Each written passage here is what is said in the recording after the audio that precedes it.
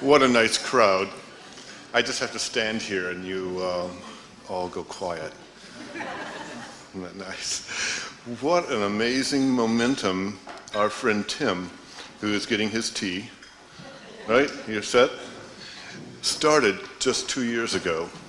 You're all here because of the success of our 2010 lecture. And we're now going to hopefully see you on at least an annual basis. We'll see. But in any case, the Garden History Lecture Series at Claremont Fancourt School is going to try to also establish a conversation amongst you all. I'm not sure you could actually call it establishing a Facebook page, but we've made one, and we'll have to figure out how to use it and then let you know. And we'll find ways of staying in touch. Before you leave today, it would be great if you wanted to give us your email address, and that way we'll stay in touch. I'm David Regal, a landscape architect from the United States, who happened to have lived here a number of years ago, just enough to fall in love with British landscapes, and with Claremont Fancourt School. We are here to hear Jane Brown give us a talk on her new book, The Omnipotent Magician, Lancelot Capability Brown. As you know, you probably know, you're sitting in a room in a building that was designed by Capability Brown, Lancelot Brown, and in his landscape. So not many times you can actually listen to Jane Brown in one of his rooms looking out at one of his landscapes. Not too many times. So with this, I'm going to introduce Dr. Albert Cather, who is the chairman of the Board of Governors of the school, who would like to also greet you as well.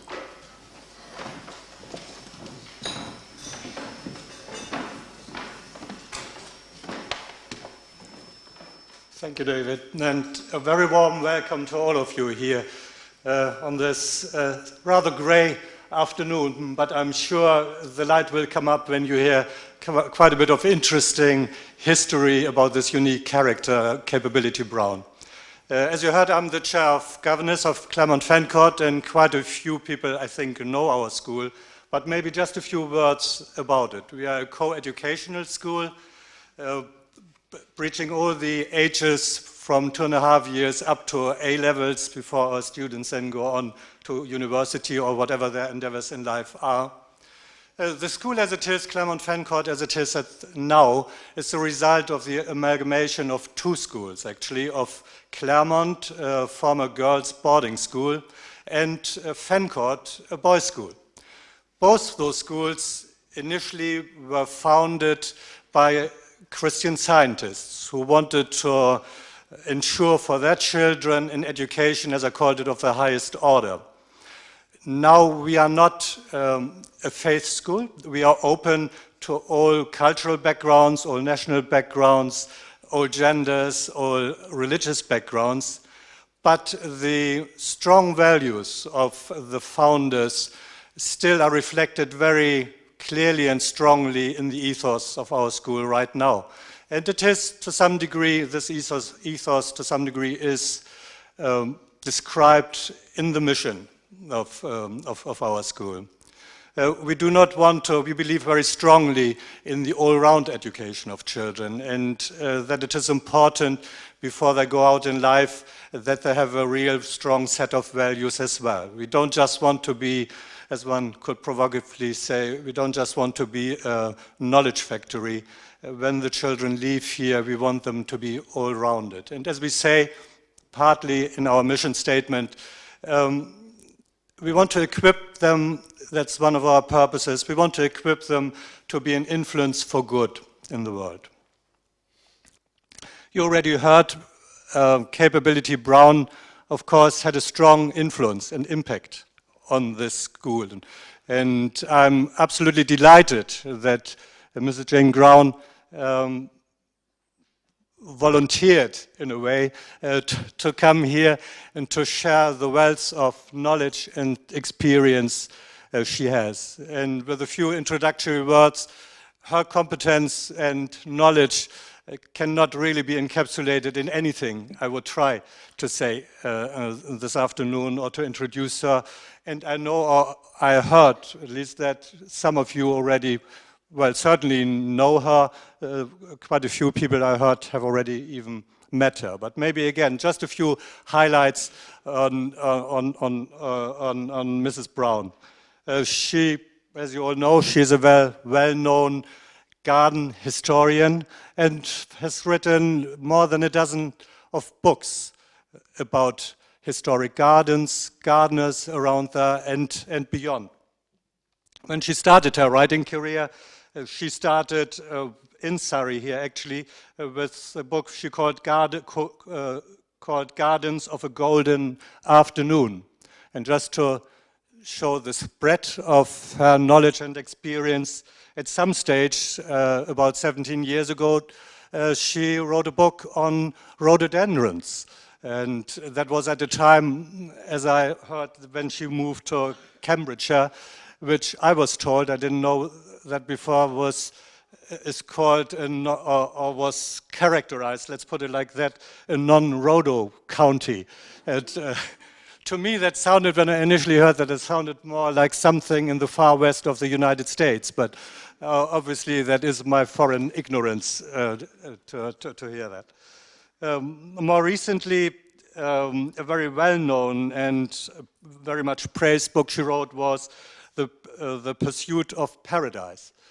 And bringing it to the point now, very recently, as you know, otherwise probably or some of you wouldn't be here, she wrote a book on Lancelot Capability Brown.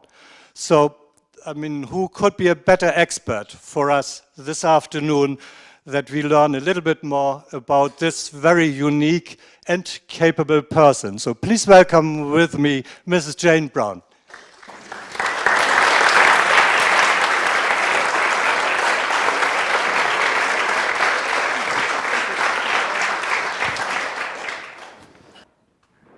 Very nice. Firstly, can you all hear me while he adjusts the...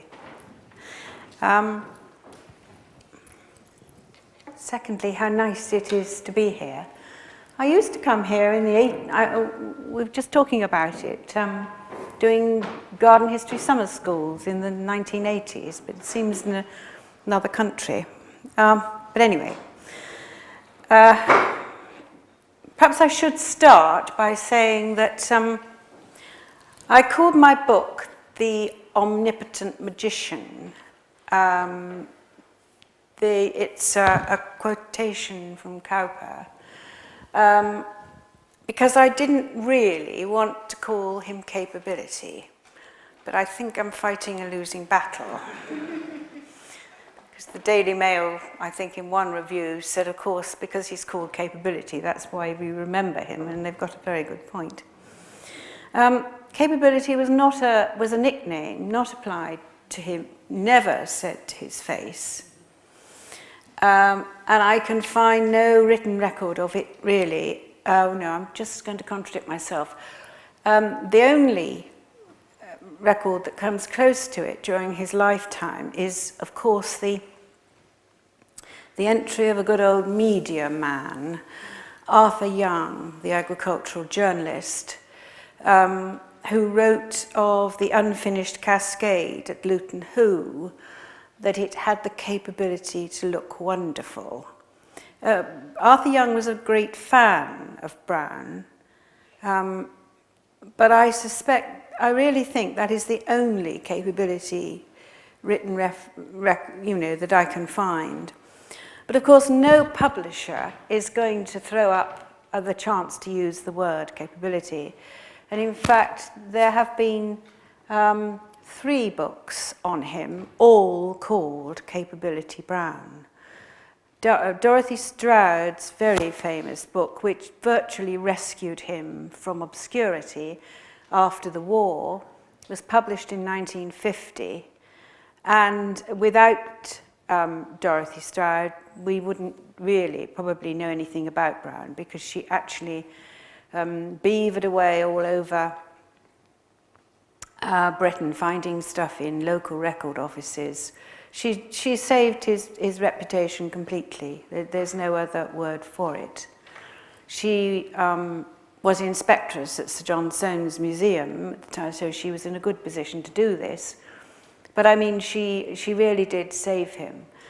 After that, Thomas Hind wrote a book called Capability Brown, which was a wonderful piece of detective work.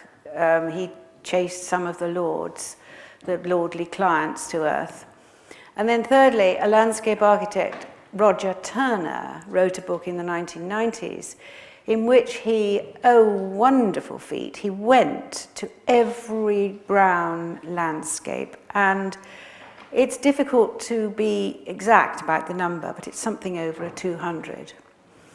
So, but I have to say that when I came to look at Lancelot, because I now live in Cambridgeshire, and Lancelot bought an estate in Cambridgeshire to retire to, although he never made it, and he is buried at Fenstanton, which is just down the A1 for me, near Huntingdon. I felt, I've gone off. No, I haven't gone off, sorry. I felt as though, I felt a kinship with him. And when I looked into what we knew about him, I felt absolutely abhorrent that nobody had found him a mother, which I'm afraid was part of the course, Lancelot, son of William Brown, baptized on in August 1716 at Kirkharle in Northumberland, and that was all you needed to know, that the boy had a father. But what about his mother? So I spent a month in Northumberland, more than a month actually, having a wonderful time digging out his mother, which I felt was a worthwhile thing to do. I'm not going to go into politics or controversy this afternoon. I want to study his characteristics and skills that made him either a landscape professional or a national treasure. Now I have to qualify this. If you do your sums, I've just told you he was born in 1716. He's going to have a 300th birthday very shortly. And there's quite a lot of bandwagon forming already, which is very nice. Some very serious stuff, headed by John Phipps, who is setting out to get some of his landscape features restored throughout the country. But two things that have happened lately struck me as symptomatic of our obsession with pigeonholes and putting people in, giving them handles. About 18 months ago, English Heritage unveiled a blue plaque on Wilderness House at Hampton Court, which you may know is a lovely brick Georgian 5-bay house sitting next to the Lion Gates off the Hampton Road, which was the head gardener's house built for Henry Wise, and where Lancelot lived with his family from 1764, when he was appointed royal gardener, until his death in 1783. It was a very select and charming gathering on a fine morning, and the speech was duly made and the curtain pulled aside of the plaque, unveiled, and there were kind of horrific murmurings and mutterings around because they'd called him Lancelot Capability Brown, landscape architect. Thank you. I knew there'd be a lot of sympathy. Now, of course, the term landscape architect, which I won't go into here because that's a lovely argumentative subject, was not invented until the late 19th century, a century after Brown was dead. And in fact, it was Humphrey Repton, Brown's immediate successor, who invented the term landscape gardener, which ironically he coined to distance himself from Brown, who he felt got his hands dirty. Repton wanted to be known as a professional consultant. But he called himself a landscape gardener, and of course now we call landscape gardeners the guys who do the actual work. But we won't go any further on that one because it's a red herring. The second thing that happened was really rather sweet. I was approached by some people in Hertfordshire who are making a Sustrans cycle trackway, and they've got a seat near overlooking Luton Hoo, and they had decided, and I thought this was absolutely charming, they had decided to put figures by the seat, not actually rounded figures, rather flat representatives. And they had decided to use Capability Brown, and he overlooks Luton Hoo, which was one of his really marvellous works, and Eric Morecambe. And I thought, well, they would have got on like a house on fire, they really would. But we come into the scope of Brown being a national treasure. So somewhere between, you're going to hear the phrase an awful lot in 2016, I feel. Somewhere between a landscape professional, I won't repeat the word architect, and a national treasure, I want to explore the things that his virtue, his skills, and what made him so successful. Now, you should be able to see him. I'm just a bit worried. Can we have those curtains dropped? The one. How does everybody feel? I'm sure you think. So you can see. Yeah, some of them are going to be watercolor paintings, and they're a bit fragile. Oh, lights out would be a very good idea. Well, anyway, let's see how we go on. Well, here he is. And you will notice, I hope, the long head and long bones of a Northumbrian. I found his mother to be Ursula Hall, who married his father in 1704 in Elsdon, up in the Fells.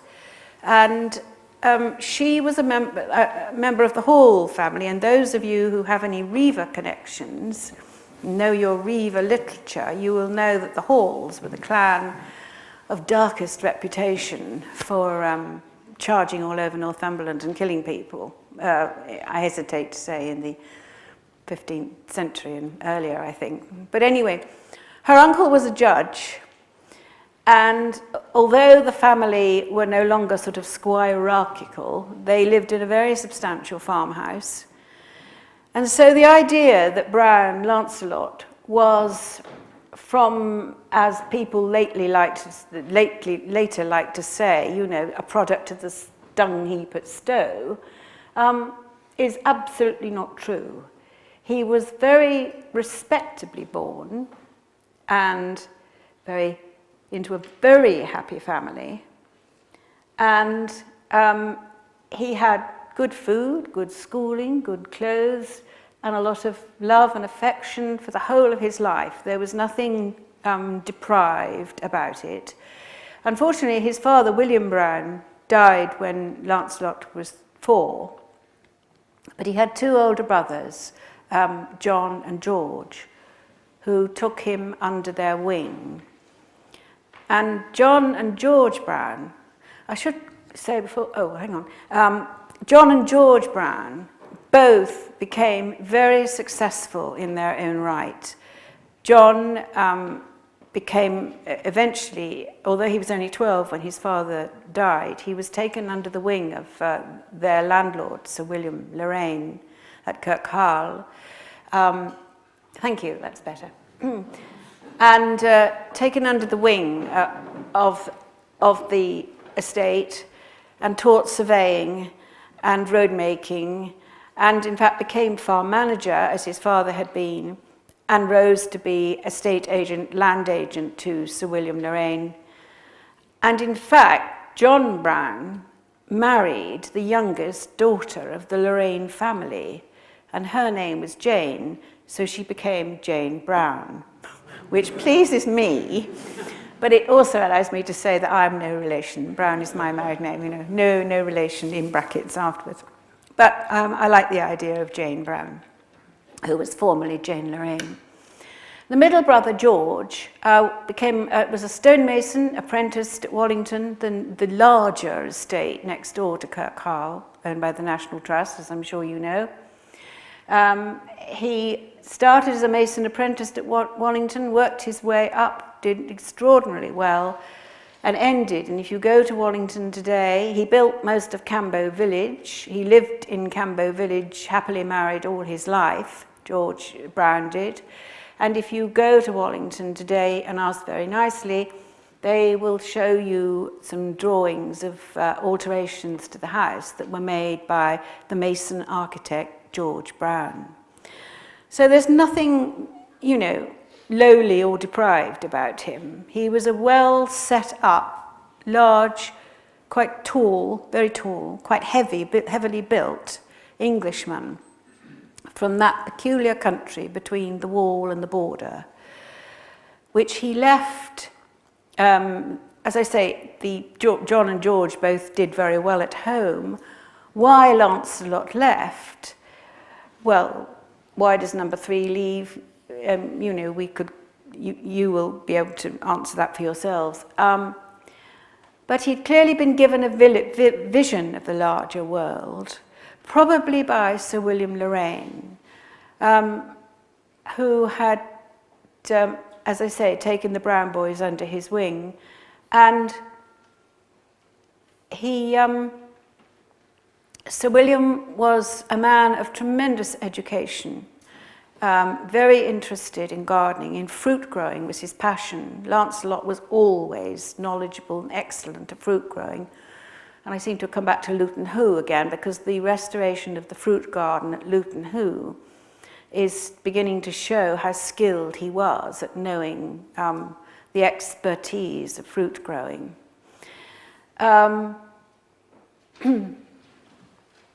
Sir William Lorraine was also a member of the Company of Gardeners in London before he retired.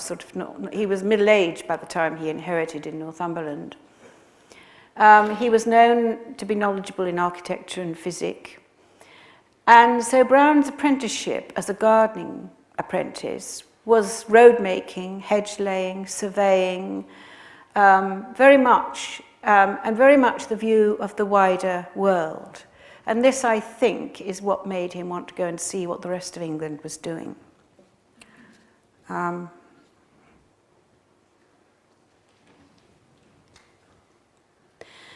He also, oh no, it comes.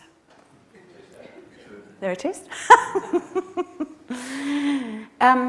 This is a crazy drawing by Stephen Switzer, which is familiar, very familiar to many of you, I'm sure. But it sort of stands for the sort of thing that Lancelot would have discovered in Sir William's library. We, you know, have good authority that, well, simply because John Brown married Jane Lorraine, they had access to the hall, obviously, to the family house. And Lancelot, Sir William Lorraine had a collection of books of all the great gardening books of the day, Batty Langley and Switzer.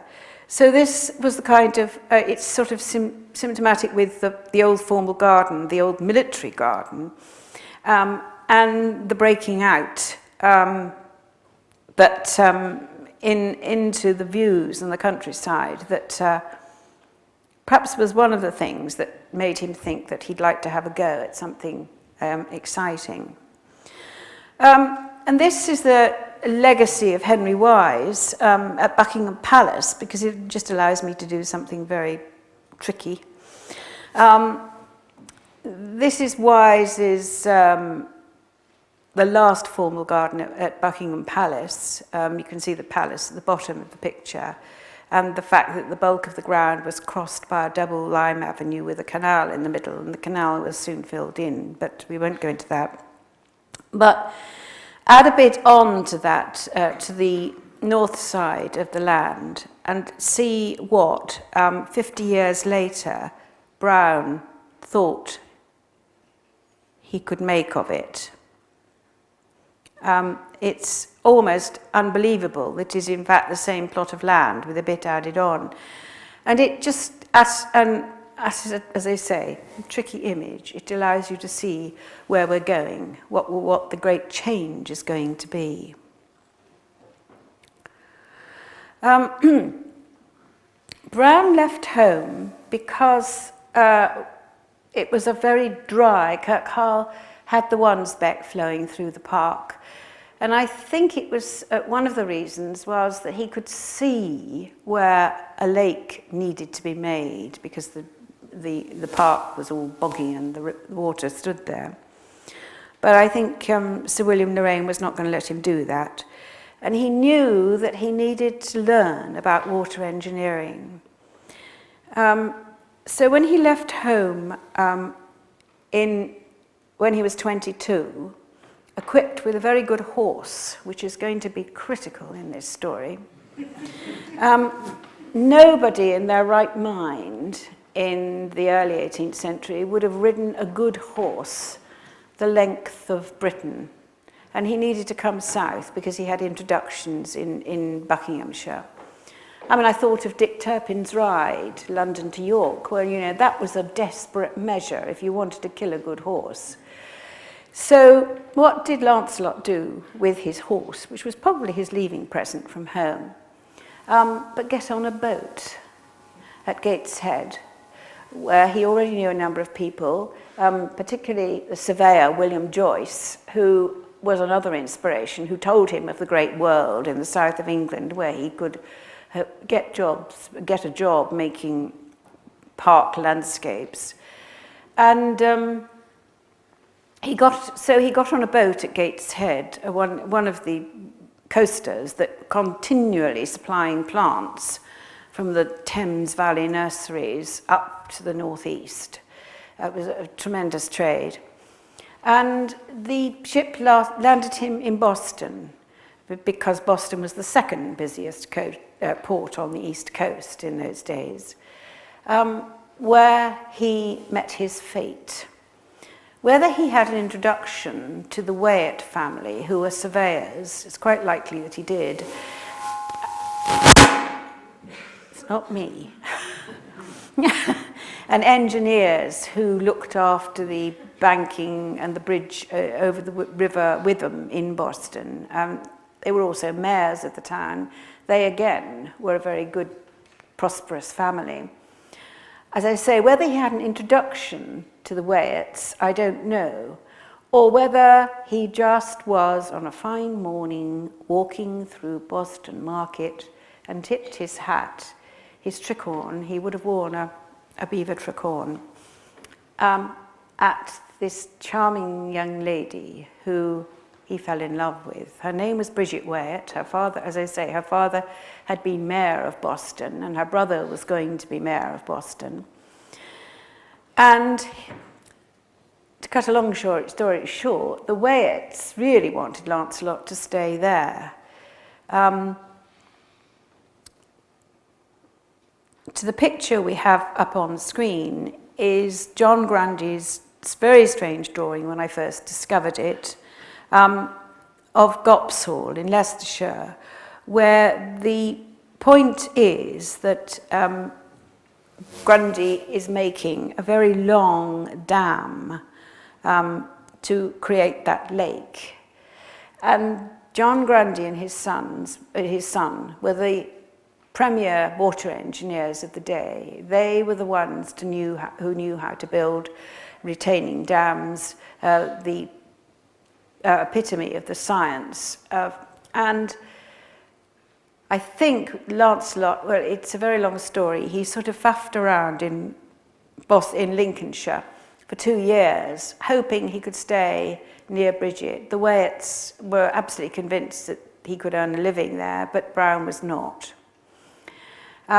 So having learnt all he could about water engineering, and there are lots of wonderful clues. Steffi Shields of the Garden History Society in particular has done wonderful research to find all these sort of mysterious connections that Browne made in Lincolnshire during these 2 missing years of his life before he turned up at Stowe in 1741.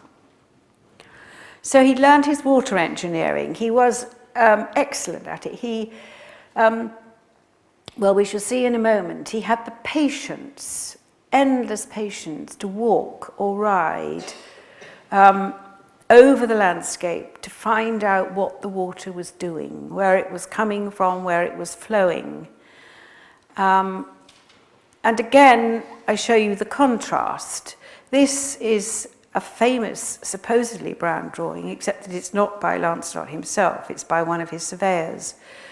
But it's a fragment that survives, the only fragment that survives in the British Architectural Library, which shows you how far he was going to take the game of water engineering on from the Grundys, although the Grundys were really the reason he didn't stay in Lincolnshire, because they had Lincolnshire very well buttoned up between them, and there was no place for Lancelot. So he ends up at Stowe in 1741 working for Lord Cobham. And he started at Stowe just as a gardener, a journeyman gardener, and soon rose to be head gardener, and then clerk of works, which meant he was actually supervising the buildings at Stowe. He had the opportunity to see paintings by Claude, because there were quite a lot in this country at the time. And it's another thing you could write a whole essay on if you are short of a subject. The paintings that actually were in this country and who owned them and what and which could have been seen by someone who had partial access to the country houses. You know, during the close season he would have been allowed to look. We know this because, well, when I come to Burleigh, Burleigh in Lincolnshire, he was going through Lord Exeter's library and found Wood and Dawkins' new book on the ruins of Palmyra.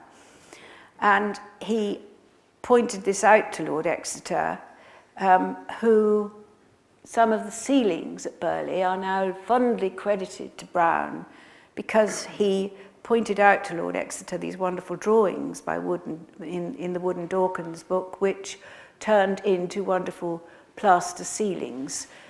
This is something rather more sophisticated, but we'll get there in a minute too. But the thing is, he had, undoubtedly, there is a landscape painting influence, and it allows me to again play a trick and show you what Mr. Turner made of Blenheim. And, well, I don't really need to say anything, do I? But that is Browne's Blenheim in all its glory, painted very, very faithfully by J.W.M. Turner, Joseph William Mallard.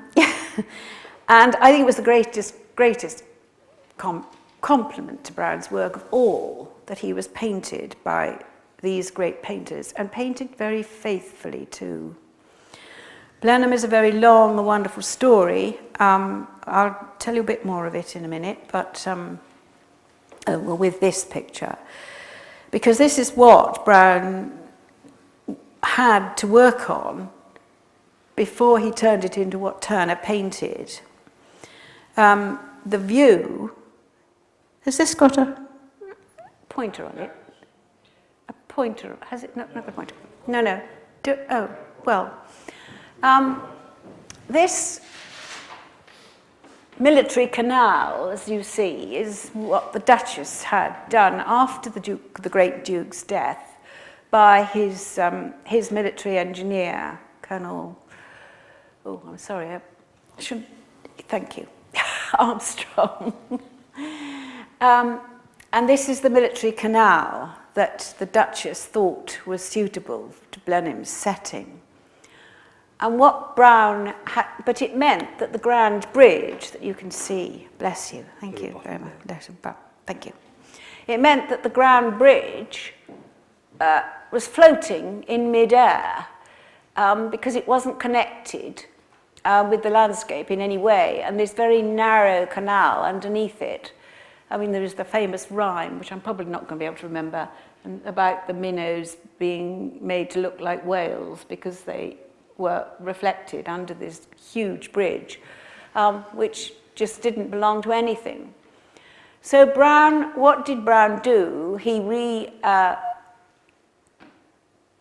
rebuilt the dams and flooded this whole area and let the water do what it wanted to do. It was already very boggy and everything and terrible out here and a mess.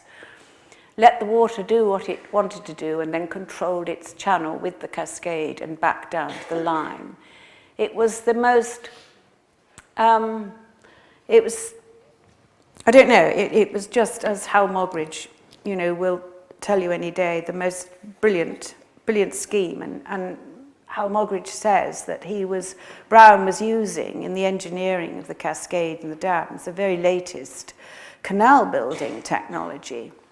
At one time, it looked as though Brown would head off and go into the canal business, but it wasn't for him. I mean, he knew what he wanted to do.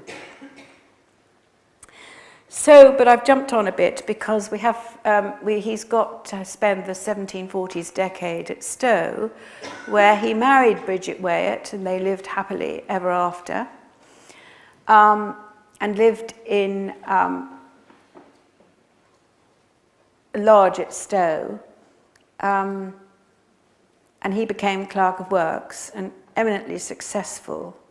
And let's see what comes up next. I never know with my pages. Lord Cobham, just what I wanted.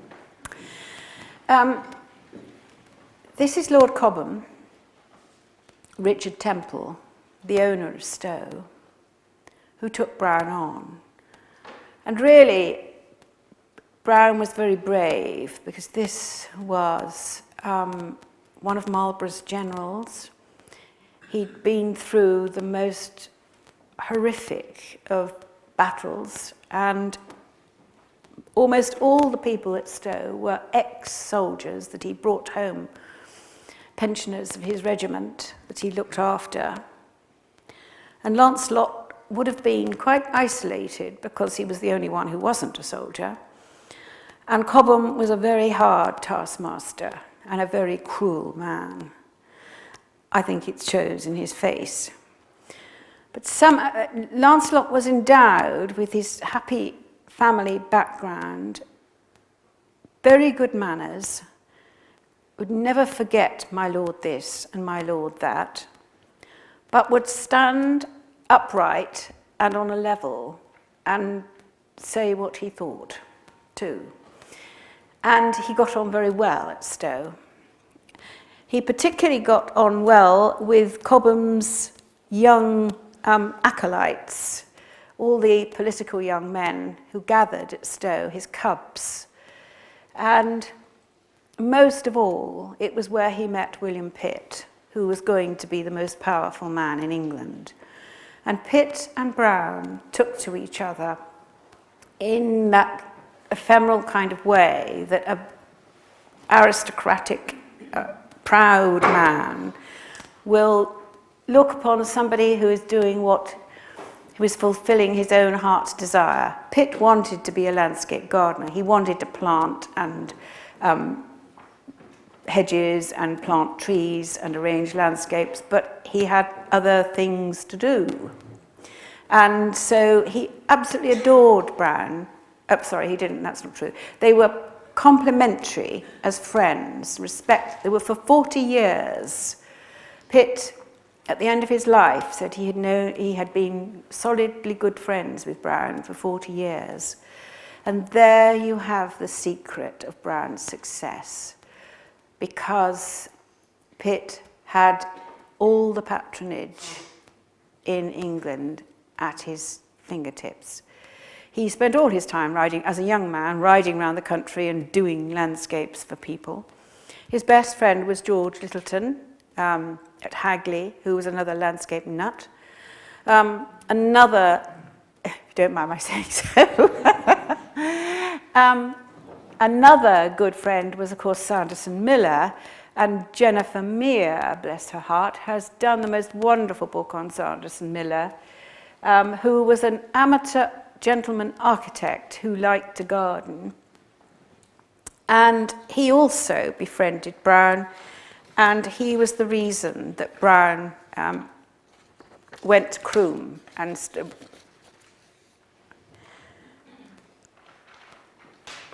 just a minute. Yes. Sam Miller wrote a wonderful verse in 1750 explaining his relationship with Pitt and how it all so wonderful. And it's a sort of chronology of Brown's friends. Miller writes, "My house, 'tis true, a small and old one, yet now 'tis warm, though once a cold one. My study holds 3,000 volumes, and yet I sigh for Gothic columns, such as Sir Roger, learned knight of taste at Arbury, so well has placed, or such as Dacre, Gothic master, has introduced instead of plaster. Lord Dacre was a very interesting client of Brown. At Belus in Essex was an early client of Brown. He goes on, with here a large settee for sleep, a window there to take a peep of lawns and woods and cows and sheep, and laurel walk and strawberry bank, for which the paymaster I thank. The paymaster, well skilled in planting, pleased to assist when cash was wanting." Pitt was paymaster general at this time. "He bids my laurels grow, they grew fast as his laurels always do." So there he is. Patronage was the great means of his success. And the networking, I haven't begun to fathom it, and it makes present-day networking, oh, look, a half-hearted effort, I can tell you. It was the most amazing way of, and I mentioned the horse and the riding, and of course the other thing was that Brown rode, and he rode hard and long hours, and he crisscrossed England. It was never, if Lord Dacre wanted him in Essex and Lord Coventry wanted him in Croom, I mean, he got frustrated and cross about it, but he made these incredible long journeys, and very fast too.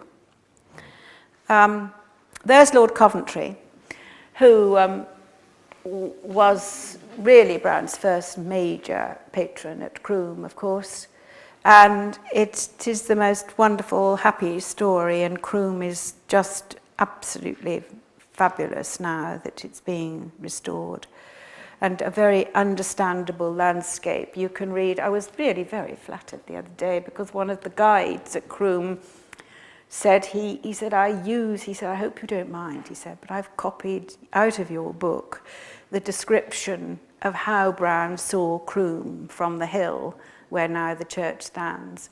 And it lays out like a map, and you know exactly how he was thinking and what he was going to do and what he did it. But anyway, so Croom, because of George William Coventry, was a very happy affair too. Oh, well, there it is. Richard Wilson's painting of Croom, which is enchanting. A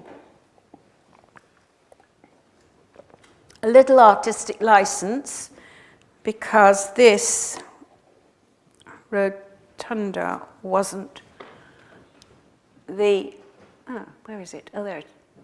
Oh, see it, there should be a rotunda. Oh, that wasn't finished. And the bridge was a very temporary measure. But this is Croom rebuilt very much with the four corner towers in imitation of everyone's admired Hagley, George Littleton's house, best friend of William Pitt. The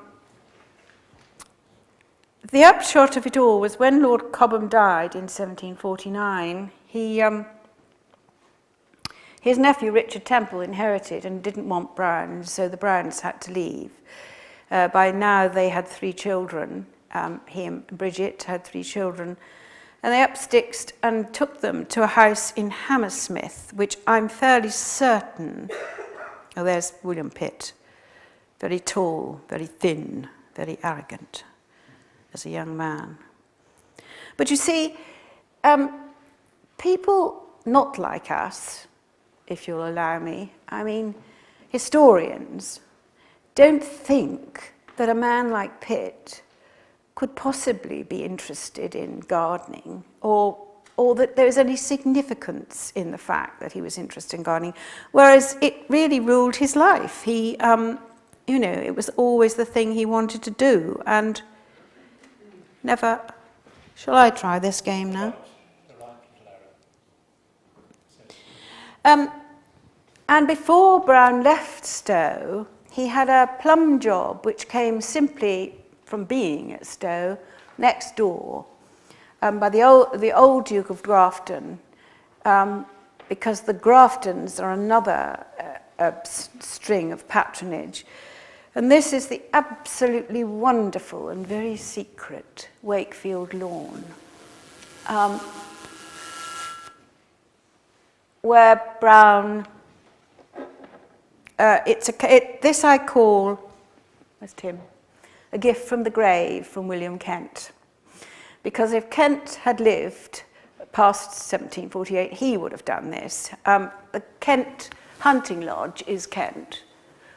But because Kent died, Brown took over and did the bridging and the arrangement of the lake and the drive, which comes in from here, crosses the bridge and goes up to the hunting lodge. The glory of Wakefield Lawn, or the treasure, is that Northampton Record Office have the working papers of the foreman on the job. And we have the pages of his worksheets with all the labourers and the job they were doing. A shilling a day, listed out in very neat handwriting. And the poor things, I have to tell you, were standing knee-deep in water in January, clearing out the area around the bridge. But in his description down the side of the work that was being done, the foreman has written, "And Mr. Brown is laying out the road." And you can see there he is, working, you know, at Wakefield Lawn in about 1750. He worked there for about 5 years. But it was this legacy from Kent and Stowe, which was very good to him, because the Duke of Grafton, and the son, the next Duke of Grafton, is a great patron later on. Let's get on. And here is this lovely, I can't resist this portrait, it's such a... The story of George Lucy in Charlecote is another good story, but I haven't got time to tell you. But the fact is that George Lucy was immensely kind. And it was because Lucy owned a house in Hammersmith that the Browns left Stowe and went to live in Hammersmith. And Hammersmith was the best possible place to be, because he was surrounded by good nurseries, all the likely talented men who would act as foremen on his, resident foreman on his different jobs. He met Jonathan Spires, who was to be his chief draftsman, and he met the Hollands, and this is Henry Holland Sr., who was a builder, and Henry and Mary Holland were about the same age, or their children were about the same age as the Browns, and they became friends because the Hollands lived in Fulham and the Browns were in Hammersmith, and they went to the same church. I think it's as simple as that. And Henry Holland was a builder who'd done a lot of Mayfair streets, wanted to break into the country house market. So he met just the man he wanted, because Brown realised that he could do buildings if he had a knowledgeable builder and the craftsman to go with it, which is how he came to rebuild Croom and all his ever after building jobs. Brown was not an architect, not in the way that James Gibbs and Sanderson Miller were, but he knew how to organise the craftsmen. He was a very good man manager. He could organise the craftsmen into the job. And if you actually look into it, well, as I have done, the techniques of building these houses hadn't changed. What is it called, facadism, the fine Georgian fronts were really placed on the traditional building that had been there for ever. So the craftsmen knew exactly what they were doing. And it was the man management of getting the operation together. And after all, one meaning of the word architect is that he is the person that organises everything and brings it all together. So Lord Coventry was quite right in calling Brown his architect, but he was not an architect in the term that we would give it today. But I won't go down that alleyway. So here is lovely Hammersmith, and it opened up for him. Here is Hammersmith, where they lived, and there is Hammersmith, where they lived, and this is the Fulham Bend. And there is Kensington Gardens, and there is Richmond Kew. So it was very well placed for the Great West Road to get out of London, the Bath Road out of London. It was excellent in all ways, and the Browns were very happy there from 1751 up and through the late 70s, even though Lancelot was riding all over the country and had 2 major breakdowns. He suffered very badly from asthma, and when he had asthma attacks, which he often did, he had 2 very serious, but Biddy, his wife, Bridget, was such a wonderful nurse that she pulled him through on all occasions. At least that's what I think must have been the case. Petworth was one came directly from the Temple family at Stowe, whose brother was Lord Egremont at Petworth. The networking again. And this is Turner again, and these wonderful paintings of Petworth. But this is Brown. This is Brown's lake, at first of his 2 lakes at Petworth, and his mounding, which complements what was already a hill, and the planting. And Turner has painted it, we can only presume, completely faithfully. I mean, it's certainly a better way of seeing Brown's work than even today. And it's just a great privilege that such great painters worked in Brown's parks.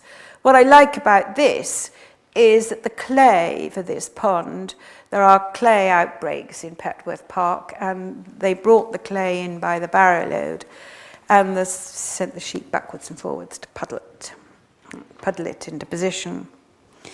I must get on. Tell you, I could keep you here for a week, that's the trouble. If you remember the portrait of Brown himself with his lovely white stock, it's painted by Nathaniel Dance. It was painted at Burleigh in 1769. Either Dance or, it's a bit difficult, Thomas Hudson. But if Brown is represented in his green Loden suit, his traditional sort of uniform of waistcoat and long jacket with big pockets to keep all his string and lists and things in. This is Lord Exeter painted with a lace collar, and it kind of makes the nice society division between them. Even though Brown was very welcome at Burleigh, it is the only house we know for sure where he went as a member of the weekend sort of house party. And Lord Exeter, he worked at Burleigh for 25 happy years, Brown said. I have to tell you a secret, in that I after doing work on his gravestone and local archives in Huntingdon, I found that he had an illegitimate daughter. And even though he was very, very happily married, Biddy was very stay-at-home, and she never went anywhere with him, and she would not have been accepted in these houses, I fear, where he was accepted. But anyway, he had an illegitimate daughter, and I can only think that when he said that he spent 25 very happy years at Burleigh, working at Burleigh, that might have something to do with it. But anyway, that's enough for the scandal.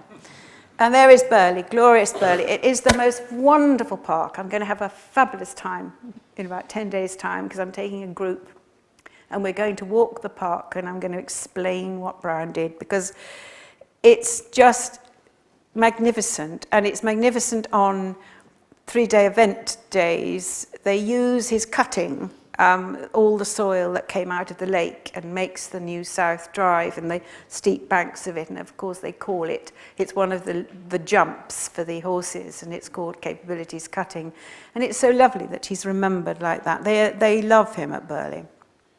And he did wonderful things, all beautifully looked after. That's his bridge design. It's a very odd painting, but it's rather pleasant.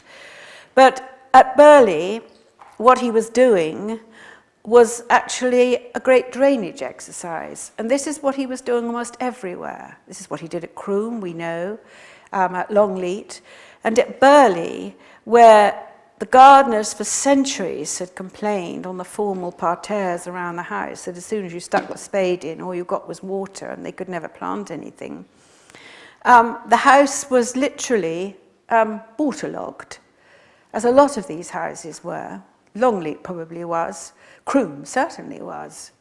And Brown paced the park, found out the water, where the water breaks out from the clay here, and the water supplies the house, but it also floods down, and by controlling it and clay and piping it and turning into that lake and the dam, he has set the house dry, as everybody said.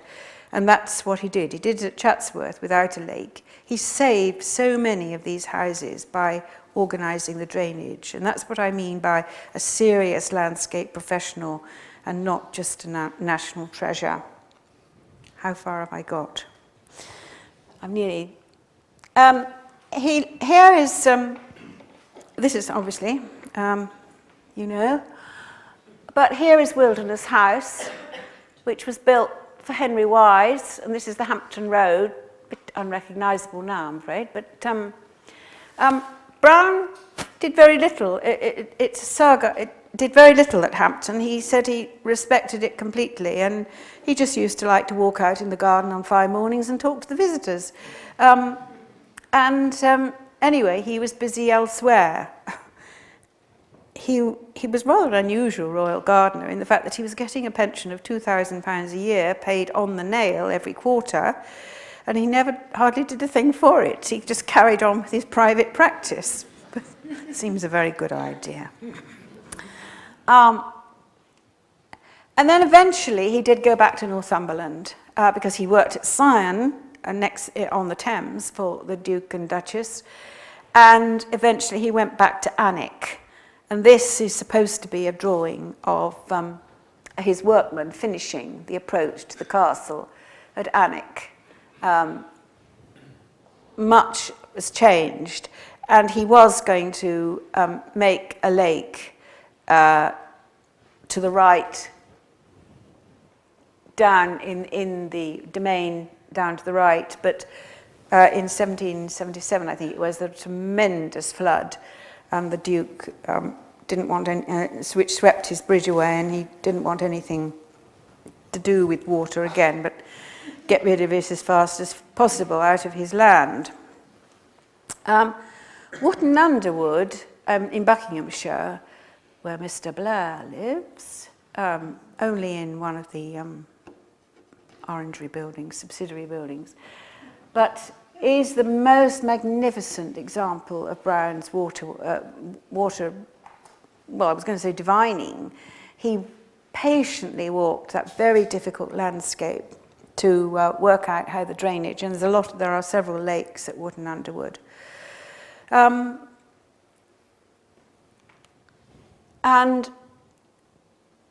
this is rather precious because it may not look very much, but it is in fact a sketch made with Robert Adam. Now we don't know who's doing the sketch, but it's not very, I mean, it could be Adam, but both Adam and Brown are standing at the door of Zion House and looking north across the park to where Adam wants to put his obelisk. I think it must be an Adam sketch. And Brown has just brought his river across and wants to put the bridge. So there was a sort of this is a sort of work in progress debate sketch, which I think is such a treasure. Saved by Thomas Percy, who was the chaplain to the other Percy family, and owned by one of his descendants, which is very, very nice too. And I must finish, but here is another of Brown's friendships. You probably know that the figure writing in the corner is David Garrick, who was also a great friend of Brown's. And Garrick, of course, was tremendously sociable. And it was Garrick that took Brown to Burleigh for a country house weekend. But it was a wonderful friendship, and it contributed greatly to both Brown's success and the general jollity of the landscape movement. Let's see where we go. And this is, I think, one of my favourites, because this is George Stubbs. George Stubbs painting at Southhill in Bedfordshire.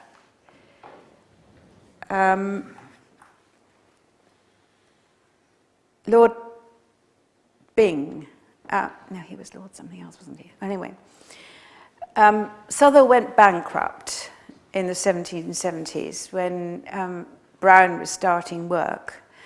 And so it all became a little lost, but of course it was eventually bought by the Whitbreads and still owned by the Whitbreads. And, but Stubbs painted this wonderful view of the old men arguing about how to put the tail on the cart in the 1770s, and I'd just like to think that those men were actually the workers that worked at Southhill for Brown. And so it's just, he was also friends with George Stubbs too. They had a lot in common, horses. They had a lot in common. So where are we? His Hampton Court years were very glorious. I think that is my last, I'm pretty certain that is my last. One more. Let's see what it is. Very precious, yes, because I've never seen this up before. I told you some time ago that one of the reasons he left Kirkharle, his home estate in Northumberland, was that he longed to make a lake. When he went back to work for the Northumberlands, the Duke and Duchess, in the 1770s, he also went home, obviously, to Kirkharle. And he drew as a present for the new heir, who was the young Sir Thomas Lorraine, who was his nephew. Now, we're related, you see. Jane Lorraine's brother's child, Jane Brown's brother's child. He drew what he would have liked to have done the lake at Kirkharle. And the Andersons, who now own Kirkharle, I hope you discovered it. It's a wonderful place for coffee and all sorts of things. Kirkharle Courtyard, just west of Morpeth. And the Andersons have commissioned Nick Owen, the landscape architect, to make the lake. And the lake is in fact made. It's been making for the last couple of years in Kirkharle Park. And you can see what a lovely, soft countryside his native countryside is. he obviously thought, Brown, that he was going to retire to another soft countryside, which is my county, Huntingdonshire. And he bought the estate at Fenstanton in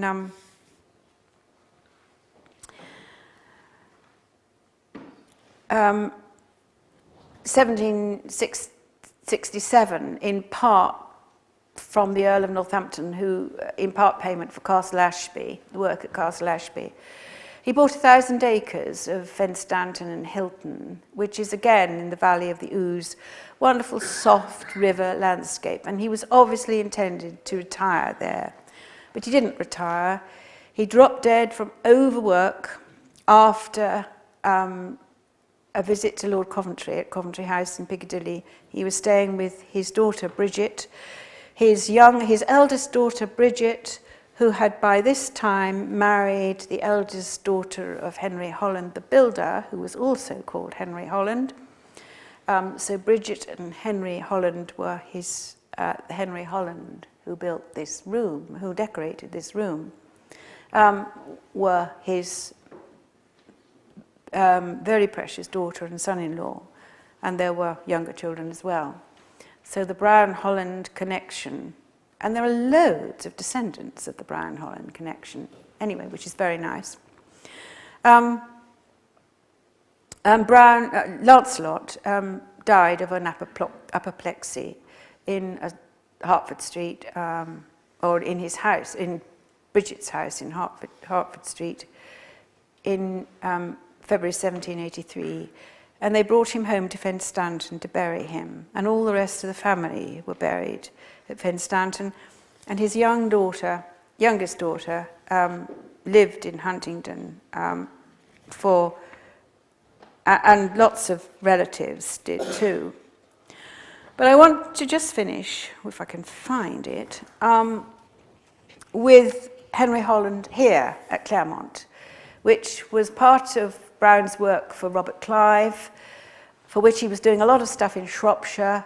Clive was very taken with Brown, Brown was very taken with Lord Clive, who had great ambitions. And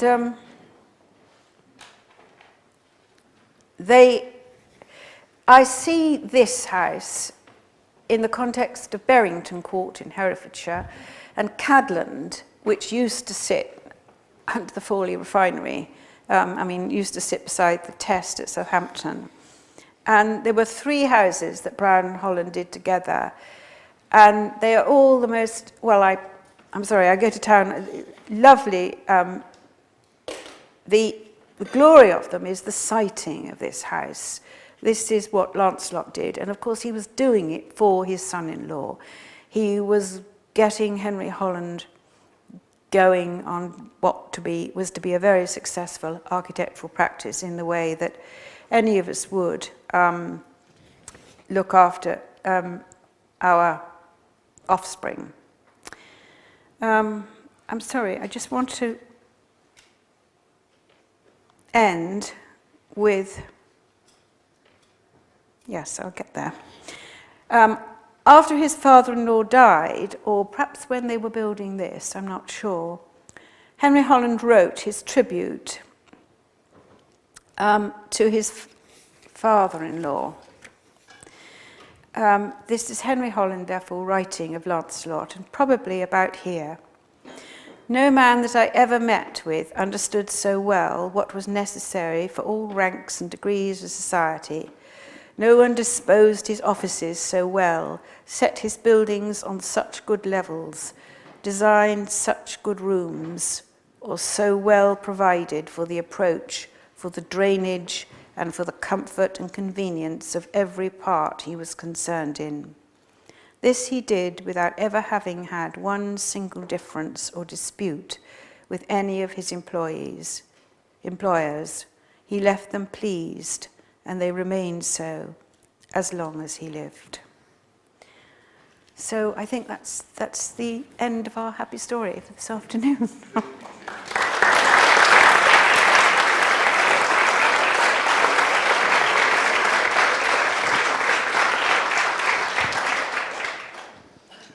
We're not going to let Jane go yet. I hope now we can start a nice question and answer period, a Q&A. We're going to do that by handing this microphone around. It is quite loud. Is that as loud as it? We should hold it about the way I am in order to use it. And Jane, you're up for some questions. Okay, yes, Okay, I'm game. good. Perhaps just a show of a first hand up. Good. And then I'll moderate the best I can. Shall I go ahead? So, was Henry Holland more the architect of Claremont than Brown was?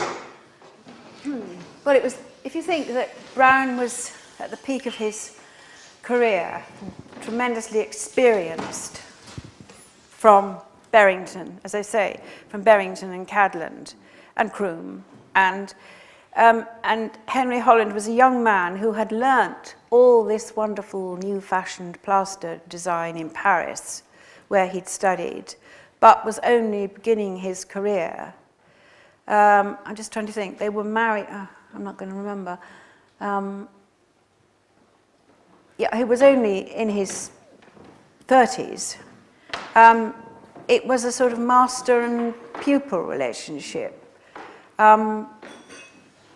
But what I've just read to you about the siting and the drainage and the disposal of the rooms was what Brown did.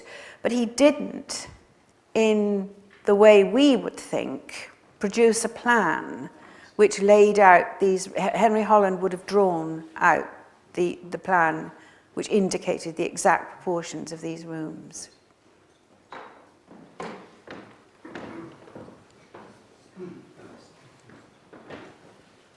Thank you. I'm interested in Brown's status. Was he employed as a gentleman right from the start? When he was at Stowe, was he a head gardener working 10 hours a day? Tell me more about that. And when did he move from being a gardener to someone who could have breakfast with the Earl? Well, yes, he was head gardener working 10 hours a day and clerk of works working 10 hours a day. And no, he would not have gone in, he would have had no social status at Stowe, which was very rigid at all. His status rose, well, as he became more and more successful, but only with certain people. You have to look very carefully at the character of someone like Lord Exeter at Burleigh. Lord Exeter loved his Burleigh estate. He loved his Stamford neighbours. He didn't like smart London life at all, wasn't interested in society with a capital S. And therefore, if a man was worth his attentions, he would befriend him. We're also slightly coming into the modern age because of David Garrick, you see. Now, Garrick was quite the son of a publican, I think. But Garrick moved in, because he was an actor, moved into every circle. And, I guess he kind of took Brown with him. The relationship between Brown and wish I was a psychiatrist, that the relationship between Brown and William Pitt is extremely interesting because, as I said to you, Pitt acknowledged that they had been friends for 40 years.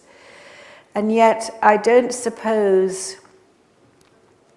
he would certainly never have dined with Pitt. Never got anywhere near the dining room. But he knew his place. No, that's a terrible thing to say. Some men, take people as they find them, and some are snobs, and that's all there is to it, I can't think of anything more. Is that all right? Following on from your last answer, to what extent did Brown interpret the intent of the owners of the property, and to what extent did he drive his own vision? Was he flexible at all, or did he say this is how this particular property should end up looking? I think you're right there. I mean, I think he did have his own vision, definitely. And I guess and there are quite a lot of disagreements. Lord Dacre at Bellows, which sadly is now under the M25, he did argue for about 15 years because Brown wanted to make a lake, and Lord Dacre finally came round to the idea that maybe in that damp patch they should have a lake. Yeah, I think he stuck to his guns. I think he did have a vision. I think, yes, he did have a vision and invariably argued his way to it. I would guess he was pretty... yes, but he knew what was going to look best, and be best. We have lovely... there's so much. Burton Constable in Yorkshire, which is interesting because William Constable was a man of vast proportions who was confined to a wheelchair, a wheeled chair in those days, and he couldn't get out beyond his terrace. So his foreman went around and took absolute verbatim notes of everything that Lancelot said. And so we have they have this record of him actually speaking, what you will do there, and open up to the light there and close that gap there and things. And it's all very, yes, it's all very determined, yes.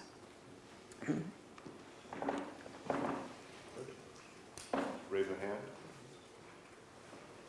Want a cup of tea? Yes. We do have an opportunity to refresh your teacups if you'd like.